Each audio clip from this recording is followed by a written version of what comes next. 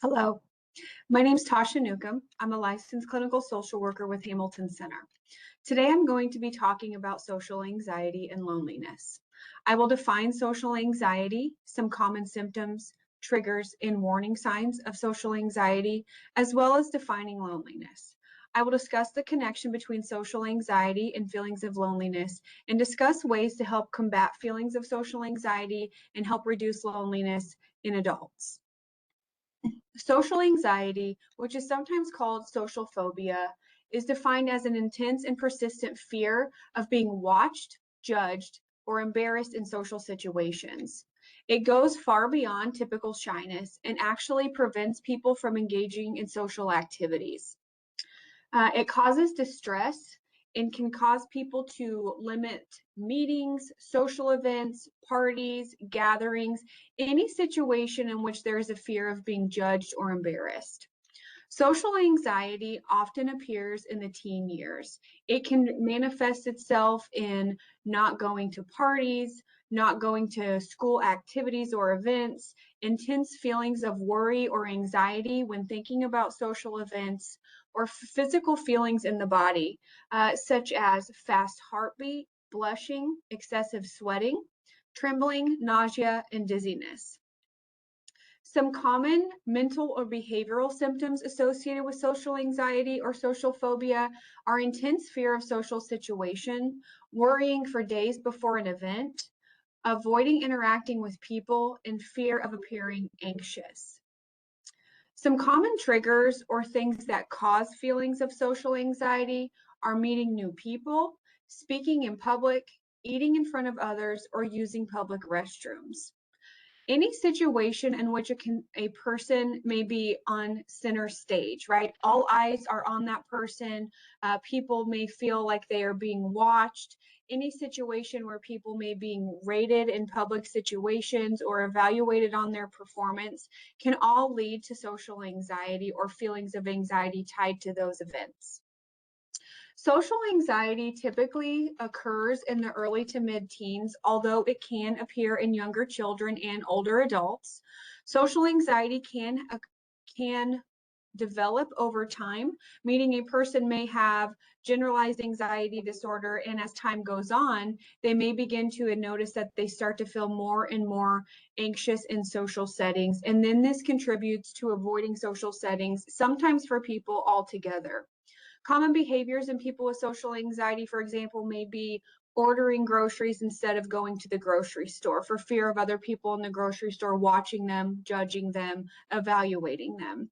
Maybe they go through the drive-through versus going in to order food. Again, that fear of being watched or fearing being judged or embarrassed for making a mistake in public. Avoiding parties. Maybe somebody sends a card for a birthday instead of going to the party. They may be okay in small social settings with people they trust, but if that social group wants to go to another setting, like a restaurant or an outdoor event, that person may choose to then go home and no longer be around their friends or counterparts. You may also see social anxiety in work settings for people who work in teams and they're expected to give a presentation or speak in front of a group of their peers. This may be very difficult for them. You may notice a trembling in their voice or an inability to stay focused during the conversation. These are all signs of social anxiety or social phobia. So there are some environmental factors that can cause or contribute to social anxiety, such as this being a learned behavior, which is developed after experiencing multiple negative situations. So somebody who has maybe performed or spoke in front of other people and they were bullied or they were made fun of or they were very heavily critiqued, in a negative way by their peers. When those kinds of things happen, it contributes to us developing an anxiety within ourselves, and then that anxiety is tied to those social situations, which in turn makes us want to avoid those situations. While loneliness does not cause social anxiety can contribute to loneliness. And loneliness is defined as a feeling that tends to weigh you down. It can feel severe, but is actually an emotional state. It does not typically last long, but can cause you to feel disconnected from others. It can cause you to feel like you don't fit in. It can cause you to feel like you maybe are not welcomed or that you are alone. Social anxiety or social phobia contributes to loneliness because a key component of social phobia is avoiding social situations. When we avoid social situations, we lose connection with others, thus contributing to feelings of loneliness. Loneliness can intensify as social anxiety progresses if it is not treated. And it actually can then cause other issues such as depression because now we are becoming isolated or we have withdrawn from other people. Social anxiety can impact day-to-day life because it prevents us from performing some of our daily activities that may be tied to social interaction or to groups of people. It may limit our performance at work or school or impact our ability to develop meaningful social relationships, thus contributing to loneliness. There are some common factors or common techniques that help us to deal with social anxiety. One of those are knowing what our triggers are. So triggers are activating events or situations that cause an increase in anxiety feelings. Some common feelings of anxiety, as mentioned previously, increased heart rate, excessive sweating, blushing, tremors, nausea. You may also notice increased breathing. So your respirations increase. You might start to take more slow or more rapid, shallow breaths when you are anxious. You also may notice tenseness in your arms or legs or hands.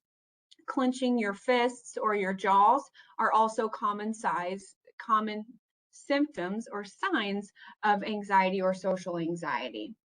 As I mentioned previously, some common triggering events are speaking in public, being in public situations where people are watching you or you feel that they may be watching you, eating in front of others, or using public restrooms. So one of the key ways to manage or deal with a social phobia or social anxiety is to know when you are going to experience those triggers. So for example, if I am a person who struggles with social anxiety and I know that I have a presentation coming up at work where others may be in the room and may be watching me as I present, I can prepare for that, find techniques that help me calm down. One of the common ways is to use what is called the 3-3-3 model. This is a method of grounding that helps us stay focused on the present and keeps our attention off of our anxious thoughts. 3-by-3 grounding utilizes 3 things that we can see, 3 things that we can hear, and 3 movements we can make in our body. Why this works in so many different settings for people with social anxiety is because in most every situation or setting, we can identify 3 things we can see, 3 things we can hear, and 3 ways we can move our bodies. Unclenching our fists to let out some tension. That may be tightening the muscles in our legs and our feet to make sure we can feel our connection to the floor and help us be focused on the present. Maybe that is moving your arms a few times back and forth or tightening your muscles prior to the triggering event. So if I know I have to speak in 15 minutes, I may take some time prior to that to focus on moving my body parts or tightening and untightening my muscles. And you can do this 3 different times with the same body part. So you may clench and unclench your fist 3 times, or you can move 3 different body parts. Then 3 things you can hear. So in the environment, can I hear birds chirping outside? Is there soft music playing? Can I hear the projector noise in the room when I'm getting ready to give this presentation, right? So really focusing your attention on the environment versus focusing your attention internally on what is making you anxious. And then 3 things you can see. So what are 3 different things in the environment or in the room that I have to present and that I can identify? Maybe I can focus on one of those things during my presentation versus focusing on the eyes of the people around me, right?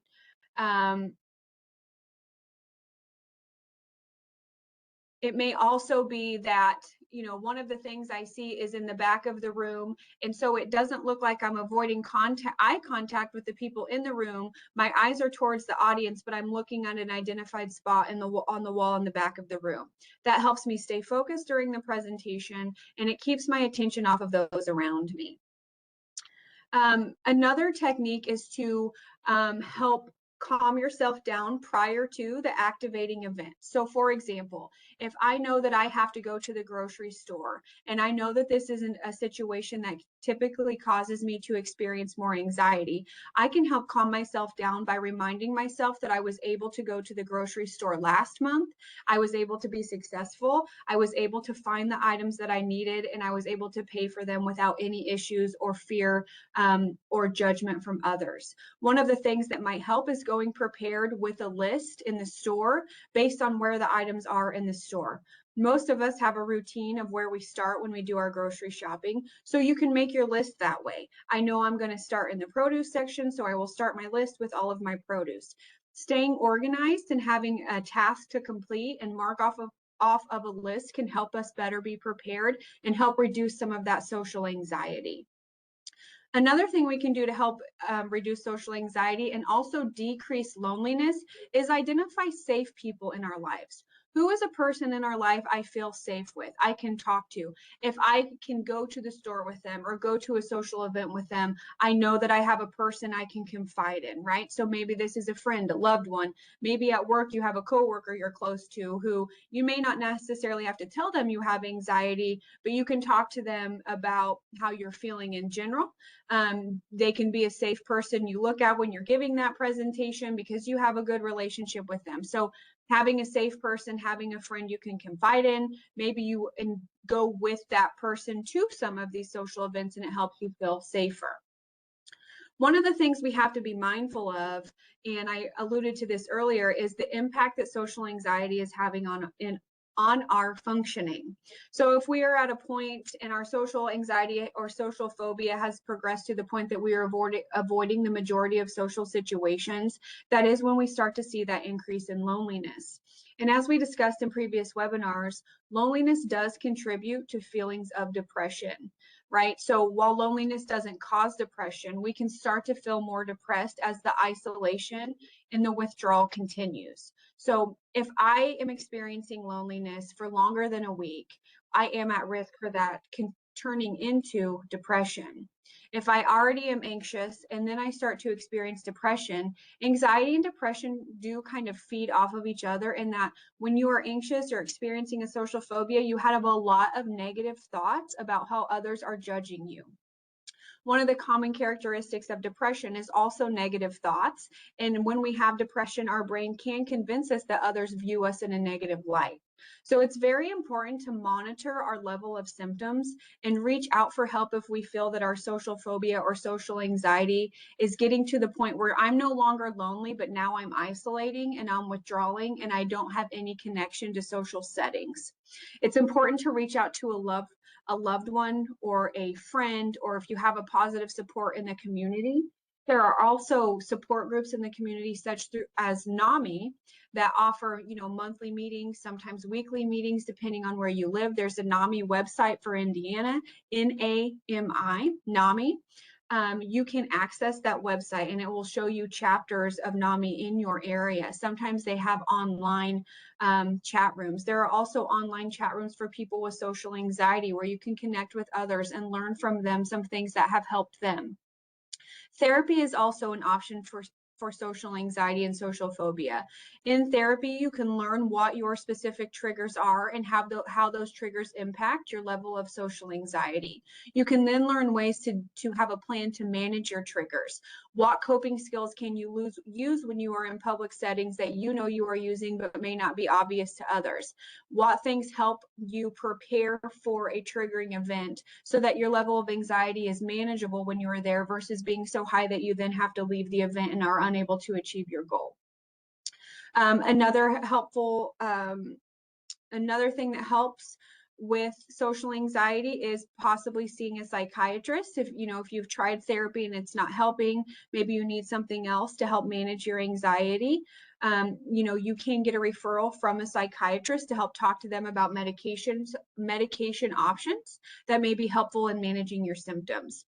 There's also a 988 hotline, which is a hotline for people experiencing a mental health emergency. It works like 911, but is for mental health. There are always people going to answer the phone at 988. They can help you by providing support for you, helping you identify resources in your community, or linking you to a crisis center if they're not able to help reduce your symptoms. Hamilton Center has a 1-800 number that we are always available. Somebody always answers the phone. If you are local in Terre Haute, that number is 231-8204. The 1-800 number is 1-800-742-0787. And again, like 988, somebody is always going to answer that line. I would encourage you to pay attention to your symptoms and pay attention to how you are feeling in social settings and social situations. If you notice that it is starting to become hard for you, if you notice that you are starting to avoid social events, you want to reach out and have a conversation with somebody when you start to notice those symptoms versus waiting. Anxiety can become big very quickly if not managed effectively. There is no shame in reaching out to somebody to work on your symptoms. Please don't hesitate to reach out to one of the numbers I have offered. But remember, social anxiety is treatable and loneliness is treatable. And it is about connection and taking the first step to talk to somebody about your feelings and your concerns. Thank you.